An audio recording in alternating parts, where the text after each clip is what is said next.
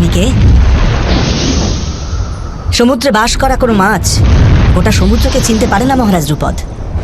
তাই অযথা ব্যর্থ প্রশ্ন করবেন না। ব্যাস শুধু এইটুকু জেনে রাখুন যে আমি আপনাকে অধর্ম কিছুতেই করতে দেব না। অধর্ম? কারণ ধর্ম আর অধর্মের বিষয় নির্ণয় করার অধিকার তোমাকে কে দিয়েছে?